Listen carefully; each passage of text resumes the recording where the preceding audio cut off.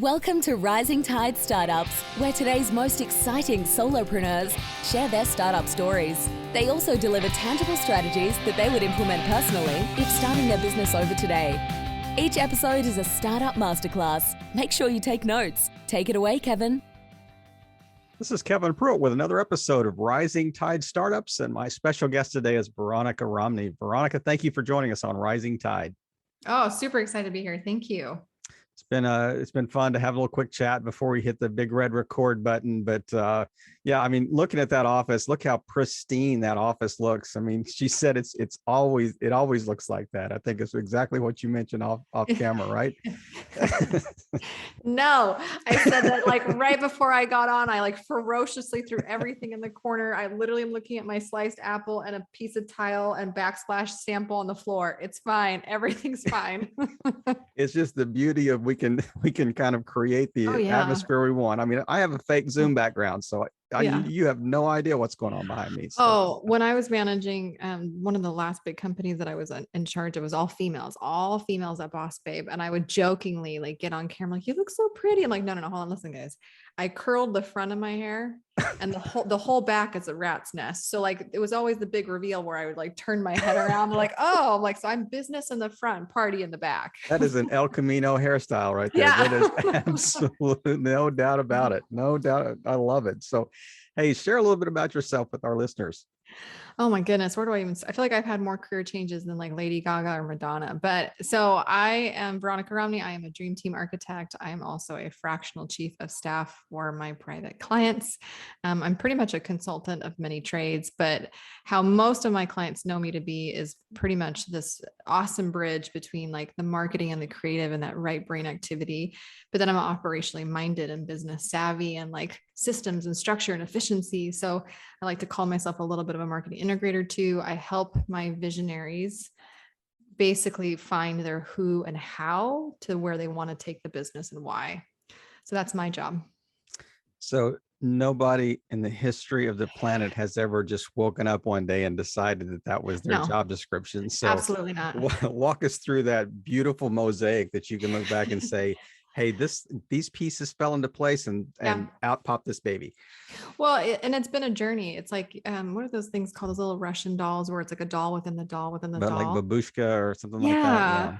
Yeah. So I kind of feel that way about exploring and discovering what my true zone of genius versus understanding the difference between that and like my competence or my excellence or my proficiencies. Cause that's really what it is. Like you start off in the big world of business. You're like, I think I'll be an accountant. And then you like actually take accounting classes in school and you're like, this is awful. This is fake math. Like who said this was math? I loved math, not this. Right. So I'm like, okay, I don't want to be a CP. Like, I don't want to do accounting. Like, I don't want to do ledgers and like, ugh. I'm like, but I love math. So I'll do finance. No, I have way too much personality for like a cubicle and spreadsheets all day. No doubt about it. So I knew I wanted to do business. My parents are entrepreneurs. Entrepreneurs tend to birth other entrepreneurs. Mm-hmm. It just is my personal. It's in the genes.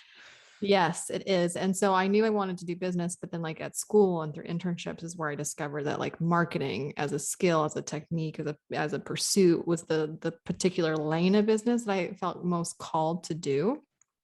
But as a growing, human being in the world, but despite my discipline and what I studied and my experience working at very, very big companies in their marketing departments, I personally, as a person, am constructed to think more operationally and more efficient. And like my brain just thinks that way, right?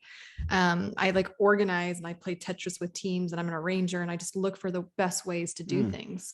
So I'm really, really, really good at execution, which sometimes when you look at creative people or marketing departments, it's a lot of the creative geniuses and there's not a lot of like structure sometimes or boundaries or discipline. Yeah. I don't struggle with that. Learning more about what I inherently do, like what I came out of the womb doing, and then also the skill that I've learned and picked up through trade and experience and time is what's brought this kind of cluster of sorts together in the best way. And I've just had the hard choice of like, how do I want to exercise my gifts? Because as every woman knows, we are Swiss Army knives. You need me to be a nail file? I'll be a nail file. You want me to be a screwdriver? I'll be a screw. Like I can be whatever it is that you need to be. Do you know what I mean? And so that has actually been the hardest part of finding my way is like, which of my talents do I choose to share with the world, and how do I want to show up? Because it's a choice. Because I can be whatever that somebody needs me to be, because I'm a female and I take care of other people. Yeah, it's just built in. It's built in the it Gen is. X. I mean, you're a It Swiss is. Army knife entrepreneur. I mean, you 100%. have no other way to get around that. So looking back, I mean, I was kind of glancing at some of the on your website, you listed some of the companies you work for and worked with. And so I've got a little bit of a theory that says, if you really have kind of an entrepreneurial bent, you will even exercise that in changing jobs fairly frequently, just to find something new. And it's almost like you're creating something by moving to another company. Did you experience that? Yeah, I think it's a symptom of my generation. I don't know if I'm like mid-millennial or elder. I don't know what I am, but I'm one of those that, like, I think our average like tenure at a company is 2 years, 3 years. So like, I think it's part of my generation that, like, the generation before me would stay at a company 10, 15 years. Like that doesn't exist, I think, for me and everybody younger. So it's part of my generation. I think it's also part of the fact that, like, I personally, like, just in my personality, I am really I'm really challenged when it's something new, and I'm a really fast learner. And then after 6 months, I'm like, okay, well, I've mastered this. And after a year, I'm like, okay, well, now I'm like, can I have something else? Give me something else, boss. And then after a year and a half or 2 years, I'm like, okay, if there's nothing else, then I need to go, because, like, I want to grab as many tools to put in my tool belt to get as much value out of my life experience as possible. So it's a combination of personality, and I think also my generation, for sure. So how have you created your current company to kind of, remedy that need that you have? How are you going to keep from stagnating? Well, so here's the beautiful thing. If you've ever worked with an online entrepreneur, a visionary, they get bored real quick, and they're quick starts. So in that regard, they love me because I can execute very quickly and I can match their pace. But what I can do that they have a hard time doing is I'm actually really good at finishing something, and they're really good at starting something. So that's where I can actually complement my clients and my students and my peers and things like that. It's like I can complement the visionary. I can understand Walt Disney, but also be the brother Roy Disney that made sure Walt didn't go to jail from bounced checks. Do you know what I mean? Yeah. So it's interesting. I mean, you really are like a walking unicorn, because I mean, the person that generally is on the front end of that curve or the front of that equation has a really hard time finishing anything. Yes. But would you say that you are better at, like, finishing phases, or are you talking about the whole project all the way through to implementation and everything? Yep. I've taken all the personality assessments that you can think of, because every job that you go, especially a corporate job, like, oh, you're going to take the strength finders, here you're going to take the colors, here you're going to take the Colby. Like, I feel like I've taken all of them. One of the last ones I've taken recently was, I think, the Adobe Creative type. It's a really cool process that they built out, but I got the producer, shocker to no one. And the producer, one of the lines in the producer explanation that I really liked was like, ideas are only exciting to you if you can see them happening. So I love ideas, but if I can't actually see them coming to fruition, they don't excite me. Where I think visionaries can ideate all day long, and they still get excited even if it never happens, So that's where I think I can complement, but I do like to finish. Like, I love highlighters. I love lists. I love to cross things off my list. I will actually make a list even if I finish the task, just for the joy of crossing it off the list. Yep. Yeah. You are really a unique cat. Yeah. At least I know myself, right? I have never interviewed anybody that has this amount of self-awareness and self-actualization. I mean, it really is incredible. It really is incredible. I mean, no doubt about it. I mean, we're talking deep work here, work in internally and yeah. Well, but also think about who I've worked for. Like, I've worked for, the Tony Robbins, the Dean Graziosi, the BossBabes, the influencers of personal development and self-realization. And I have clients who are former Catholic monks. So like I literally, one of my clients is an entire therapy-based business. Can you imagine every team meeting just working with therapists? Like, we're all talking about our feelings to some degree, about how we feel about things. I can see you in the middle of that meeting going, guys, we got to get something done here. Yeah, 100%. I'm like, all right. Like, We don't need to talk Enough about nasal gazing. yes. Gazing. We got to do something here. But then I also worked at companies that it's all women. And we're talking about like cycles, and we're talking about Mercury retrograde. I'm like, I don't understand what, like, can we just talk about launching this thing? Like, do we have to talk about Mars? Like, or what's happening here? So I've worked in every kind of environment. But yeah, by the nature of who I've been around, it's a lot of personal development, big proponents of personal development. So I read all those books. And I'm a fan of it. I think the more that you get to know yourself, the more that you can stand up for yourself, and the more that you can realize the gift that you are. And there is no doubt. I mean, it's almost like that personal Venn diagram out there. Yeah. That, what were you created to do? What does society need? And what can you get paid for? Where's that? All of the above. And where is it the most intersection? expensive? Yep. Perfect intersection. So walk us through like just the transition from, say, corporate world to working on your own. How did that happen? I had a baby. That's how that happened. Everybody jumped into entrepreneurship for different reasons. You lost your corporate job. So that was plan B. My dad wanted me to, like, not me personally, my dad, but I'm saying like the dad in the family is going to retire. So you're going to take over the family business. Like everybody has a catalyst. Right. And for me, that kind of catalyst was, I had my first son and I was on my maternity leave, and my husband came home from his job and was like, I'm deeply unhappy, and I think we should do this for ourselves. And I'm like, I literally just had a baby 3 weeks ago. What are you talking about? And it was a combination of like having a child and the realization of like, to center my life around my family was more meaningful now with an infant than it was like just me and him. Right. And it was also my husband actually pushing me because he was deeply unhappy, which caused a whole other issue. But anyways, but he was deeply unhappy with his career. So it was that kind of catalyst of like significant life changes that prioritize family over corporate job. Mm-hmm. So did you do something together? Oh yes. Never again will I do that. Yes. See, now you're answering questions before I ask them. That was going to be like the next one. Would you recommend that? No. And it's funny because I grew up with parents that own an air conditioning company for 30 years and are more obsessed with each other today than they were when they started their business. And so I think I looked at that model and I'm like, okay, to my husband, like, we could do this. And then I realized like, no, every couple is different. Every marriage is different. Like, I don't want to do that. Like I don't want to, I'd rather you stay as my beautiful life partner, the father of my beautiful children, like my romantic partner, and not be mad at you at 9 o'clock that you forgot your business cards in a sales meeting. Like, and I know that seems trivial, but it's like, it's those little, really, not at all. It's those things that like, I don't want to sit on that. I don't want to sit on that. I want to cheerlead you on. I want you to cheerlead me on. So yeah, we started an agency together, attempted that for a good couple of years, and lovingly decided, nope, no more. So what was the why in the road? So what did he do? He didn't know. It wasn't anything like that. It was just like, he was unhappy with his job and was like, okay, what's the easiest thing that we can start? And I'm a marketer. So let's start a marketing agency and deliver marketing services. But it was never his passion. So that's another challenge, right? Yeah, to do business with a couple where both of you are not deeply passionate about the thing that you're doing, because it's so hard, period. So I think it's just like, great idea, wrong thing. And then ultimately it's like, you continue pursuing your passion, which doesn't happen to be the same as mine. And that's okay. That's totally okay. Yeah, no question about it. Yeah. I know that you tended to speak, from time to time, go to conferences and things like that. I'm assuming pre-COVID. How has COVID kind of impacted that, and being on your own?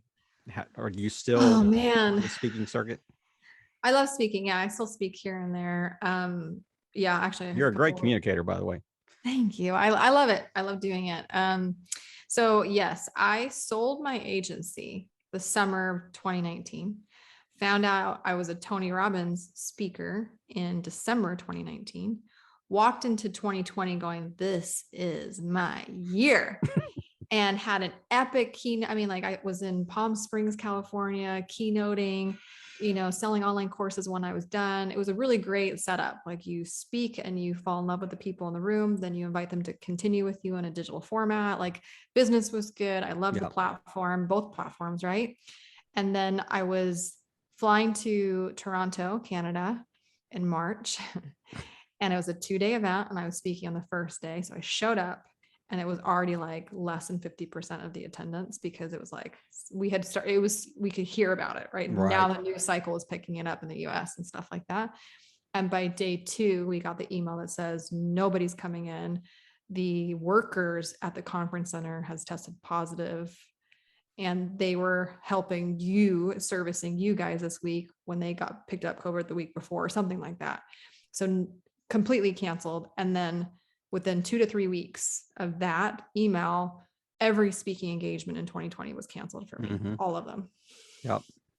And did that kind of launch kind of the dream team architect side of things? No, that launched me going kind of like, I had met Pete Vargas through finding out that I was a Tony Robbins speaker, and he needed like some marketing, he needed a marketing leader. So I'm like, okay, well, speaking company, I was a speaker and they're needing a marketing leader. So I worked for him for a period of time. And then I was like, this isn't the right fit. Then I like started doing virtual workshops because that was now becoming a thing. Then BossBabe came and knocked at my door and was like, hey, can you help us run our company as integrator and chief of staff? I'm like, if you insist. And then again, here we are in 2021, and around June, I was like, this is not what I'm supposed to be doing. So it really was me leaving BossBabe as their chief of staff that kind of reignited my love for helping, but helping on my terms. Right. And so here I am again now as a dream team architect, which, by the way, that title was appointed to me by a former employee at BossBabe that I managed. So I can't even take credit for it. It was given to me and I proudly wear it. So how does that work out in actuality? So, I mean, I can see these titles: master marketer, fractional chief of staff, dream team architect. I mean, it sounds like Legos, business Legos. I mean, what does it look like when these pieces are put together? That's really good. I call it Tetris, but business Legos I like. So basically, if my visionary client is determining where does the business go and why does the business go in that direction, they're so epically frustrated with not seeing clearly how to achieve that and who will do it for them. Yep. Because they can't do every function in every role. And quite frankly, they're not built to do that either. Let's be very clear. And they know that. Like they'll be the first ones to tell you, I'm not a people manager. I'm not an operator. I'm not, oh, please don't make me do this, right? But there's a really lovingly, they've spent a lot of time building up their marketing muscle by reading all the books because it makes the money. And then they don't read any of the books on how to be a team builder or leader or operational, or just like a business owner. Right. And so they keep breaking their business. They'll sell a lot and then they don't know how to fulfill it, and they break it and they burn people out. And so there's really, really high employee and team member turnover in these entrepreneur business structures because they're not structured. Right. Correction. They're not even structured. It's like bumper carts. So I'm really good at team building and I'm really good at management. I actually love doing it. Right. So I'm the person, like I said at the beginning, was like, I'm determining who needs to be where and in what role doing what function. And then taking those who's, that dream team, and making sure they know how to execute the most efficiently to get the dreams done. So that's my function with my clients. So is it Veronica? Is it V that's doing all these roles? Or is V leading her team to do these roles? Oh, no. V is empowering the client's team members to step up. I can't fish for you. I have to teach you guys how to fish for yourselves, right, quite frankly. So it depends. Like you can spend an hour with me at a time and we can talk about your org chart and I can tell you like very objectively, you're missing this, this, and this. These are the people that I would hire next and why, and this is what to look for. We can spend a whole day together if you already have a leadership team that's unclear. And I can spend a whole day with your leadership team doing like this really intensive process where I'm like, okay, your roles need to be redefined. Your lean needs to be this way. Your KPIs are now this, and your outcome is this, and this is who you should be managing, and go forth and execute with some follow-up. Or I work with my clients on a fractional quarterly basis. Yeah, that's what I was where thinking. I'm actually like building the team. Right. So like working with a recruiter, if I don't already know somebody in my Rolodex, usually I'm pretty good. I have been very blessed to work with a lot of A players, and A players tend to, recommend other A players. We're very picky who we recommend. So if I notice that a client is missing a critical team member, I usually will pull from my well first. If not, then I'm working with the recruiter. But either way, whether I'm sourcing the person, or I have a person in the company that needs to level up, I will be doing that work for the visionary because they don't know how. I mean, that walking into someone's company and getting a 360 view Oh yeah. is very difficult to do in a very short period of time.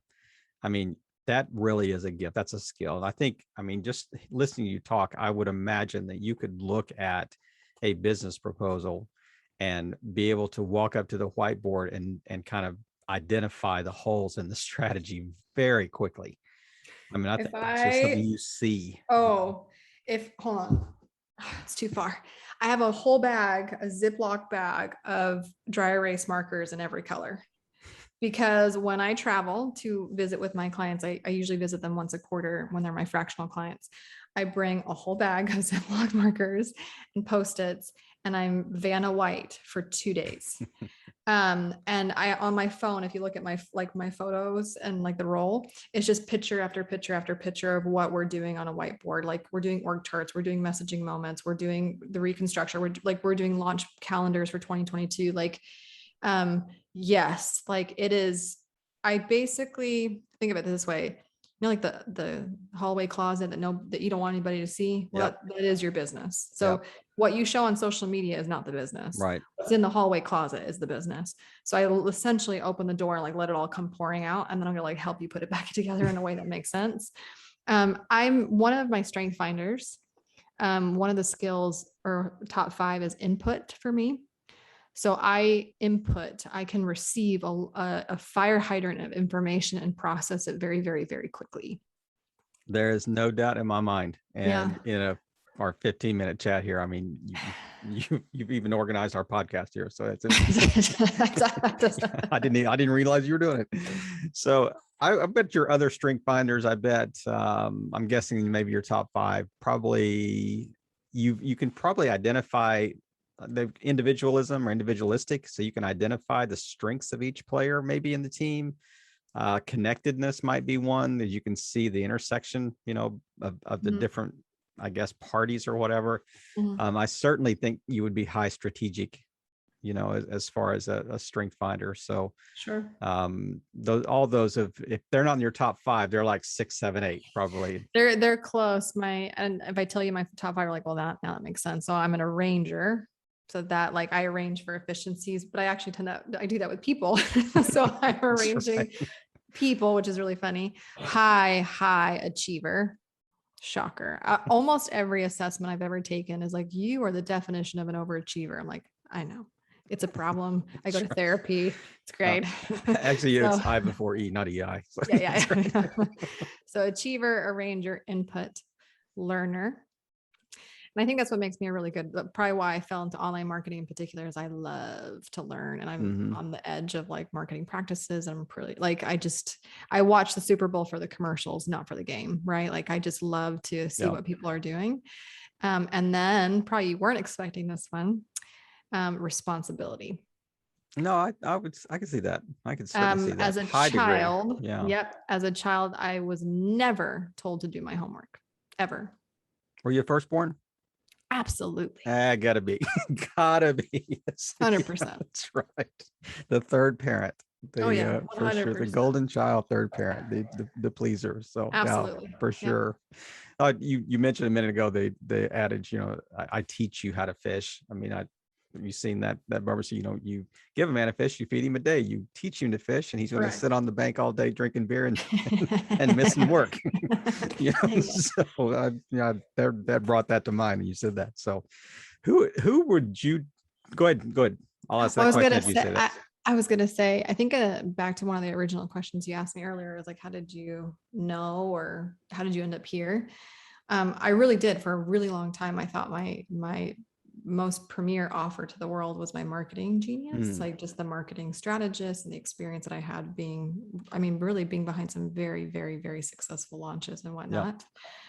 But like the little Russian doll, it was actually leading marketing teams that I enjoyed the most, more than the actual constructs of the marketing launch itself.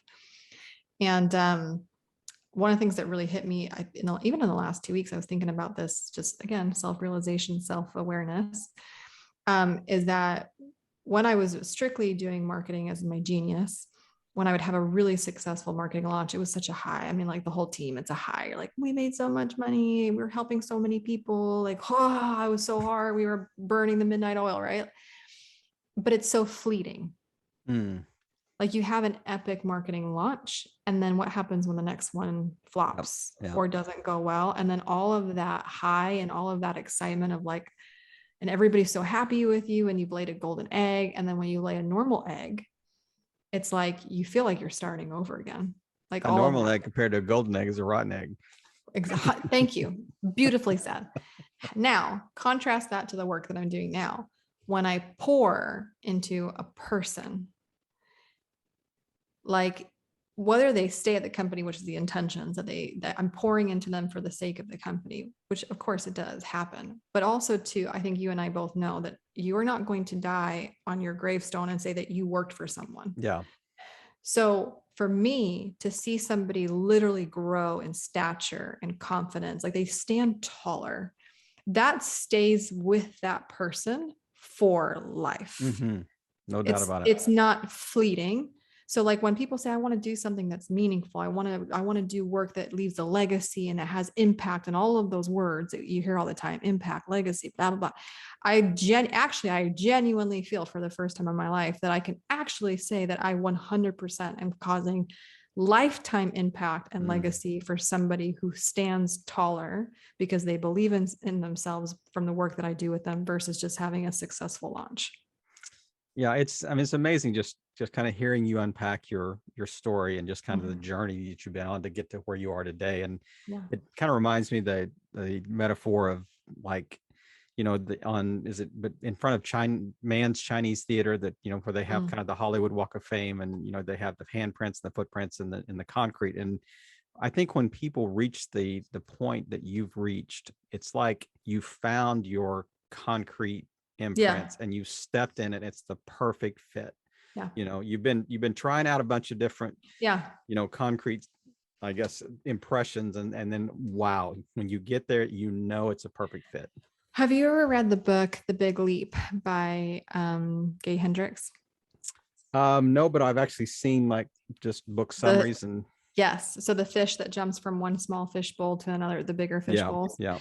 That was a deeply impactful book for me because he talks about it, like when you're operating in your zone of genius, it feels aligned and it feels like you're creating time. It feels like you're like all powerful because you're really exercising what you're called to do. I mean, all of those symbolisms that you hear about, and we've heard that before. I've heard that before, but no lie, I can actually genuinely say for the first time in my life that I'm like, oh, I know what this book is about. Oh, this is actually like a very real, tangible thing to say. I'm operating in the capacity that I'm best at, and that I'm that like most congruent and most in integrity with myself. And that's, it's life-giving. Like I am in full integrity with myself right now, and it's fantastic. Well, it's not just jumping from a small bowl to a bigger bowl. It's literally allowing you to grow. Yeah. That you have more space. So now you have more opportunity to grow. So who would you describe would be like your ideal client? Ooh, that's a really good question. So, obviously I specifically have the most experience working in the online space. So online entrepreneurs. Okay. Now outside of that, given that context, given that like requirement, this is an online business versus like a brick and mortar. I have to say it's the persona of the client that I care about the most. You know how I can tell if it's a good client or a bad client? Is when I'm doing a prospective call. They pay you when you send an invoice. No. When I can tell, when I get really excited is when I get on a call and the entrepreneur spends more time in that 20 minutes confessing to me that they feel like I'm the problem. I'm the reason the business is struggling. I'm the reason that we have turnover. I'm the reason, like, I'm not doing a good job. And it's like, and it kills me. And I even hear like some of the female leaders were like, it makes me want to cry because I just feel like I'm letting people down. I think when I'm meeting with somebody and they're pointing the finger externally, the whole freaking phone call, well, my number 2 sucks and my OBM this and like when they're pointing the finger at everybody around them who's underperforming, and it's all of their fault and everybody's incompetent, I have zero desire to help somebody grow their business. Yeah. Like, no, thank you. Yeah.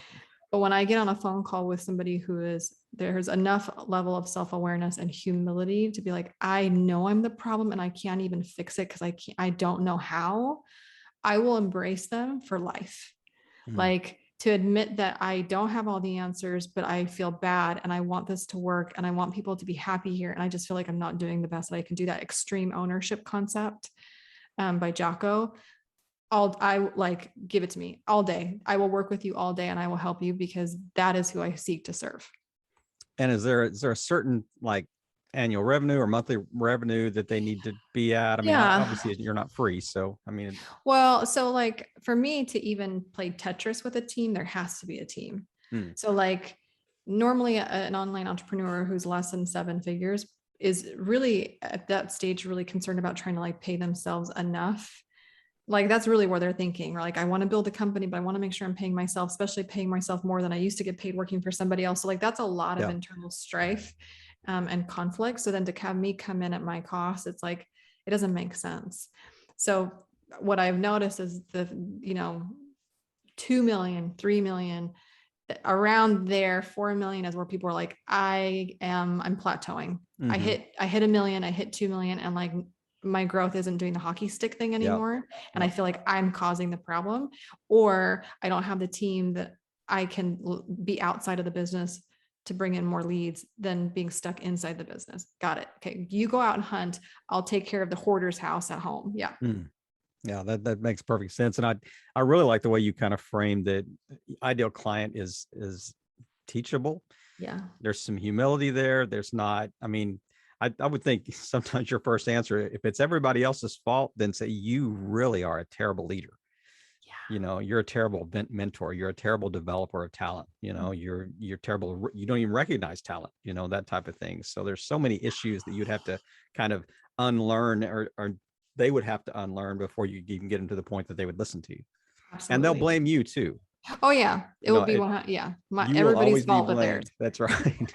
for that. So I normally ask, as we're kind of wrapping up today, I normally ask the question of, what are 1 or 2 things that you wish you would have known, like when you started your business. But I would like to reserve the right to kind of tweak that a little bit, because I think your experience is so unique and the way you approach things is so unique. So what is, if you're speaking to people that are just getting started, that are kind of early in their journey as leaders, as CEOs, as company founders, what are 1 or 2 things that are just absolutely crucial in leading a team well? Oof. Especially, I guess what I'm trying to like process is like in the early stages, because the advice I give to somebody who has a $5 million business or an 8-figure business is a little bit different how to lead. But for somebody who's in those early stages in the attempt to build the dream team outside of themselves. So there's a couple of things. Number 1, don't do what I did. Especially if you have corporate background, because here's what I did in my agency and I regret this.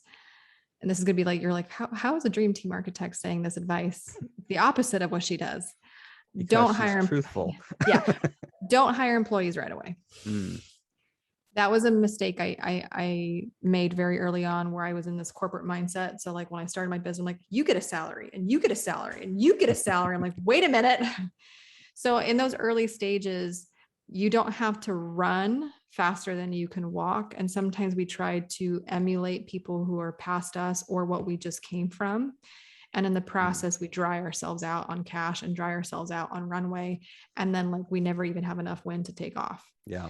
So I lovingly, like, contractors are great. Vendors are great. Assistants part-time are great. I always strive to be their absolute favorite client. So they always prioritize me. So you'll see me do that. Even to this day, I have a whole bunch of people that aren't exactly like full time for me, but I want to always strive to be their number 1 so they stay with me. Because that's like, well, I want somebody full-time because they'll stay with me, and a vendor won't or a contractor won't. Like, no, you don't understand. Contractors get treated like garbage on a daily basis. Be the client that you wish that, or be their dream client, and they'll stay with you, and they'll actually undercharge you because they love you so much. So that's number one. Don't do what I did. Don't staff up and bloat your payroll so much that you just like eat yourself up alive. And then if you have a bad month, you're like crying because it's either paying them or paying you. Yep. And you can only do that for so long before you like it fails or you go back to corporate. Right. Been there. The other thing that I would say from an operational standpoint and a marketing standpoint is when I was first starting out, I did too many things.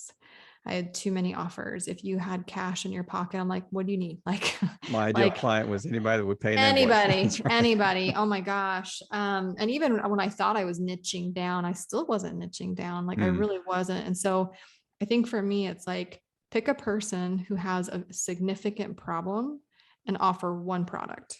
That's it. One person with one problem, one product.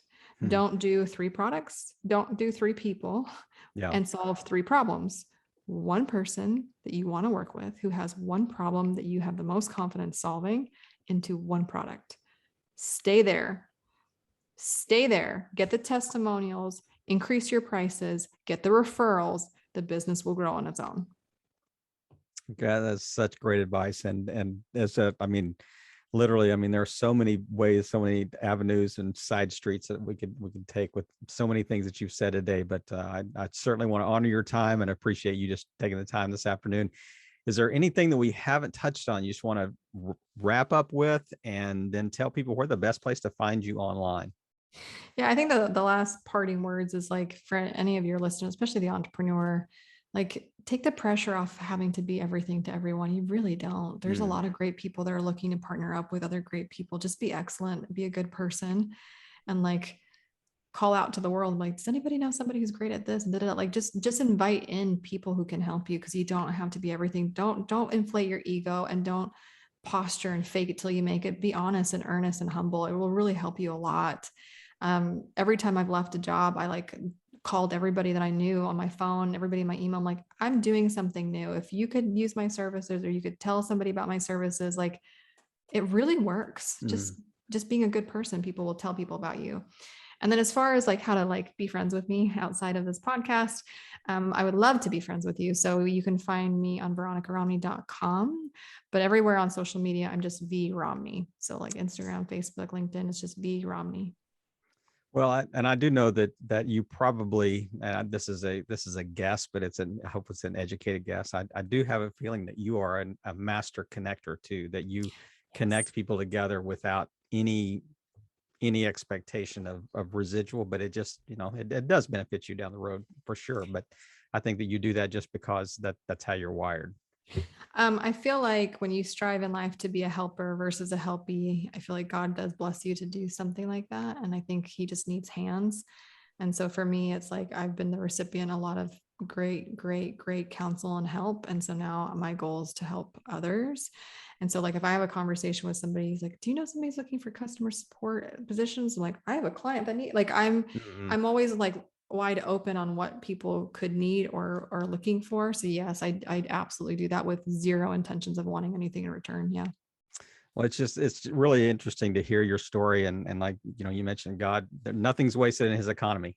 Just a beautiful mosaic of the pieces falling into place, over time. But Veronica, thank you so much for just taking time today and just sharing your story with us, and insights and the gold nuggets that we got to mine together during this 30 minutes or so that we chatted it, and really just playing your part in helping all boats rise in a rising tide. Veronica, have a great weekend. Thank you, Kevin. Another episode in the books. We hope you heard some great takeaways. Don't forget to subscribe and leave a 5-star review on iTunes and YouTube. As always, thanks for listening to Rising Tide.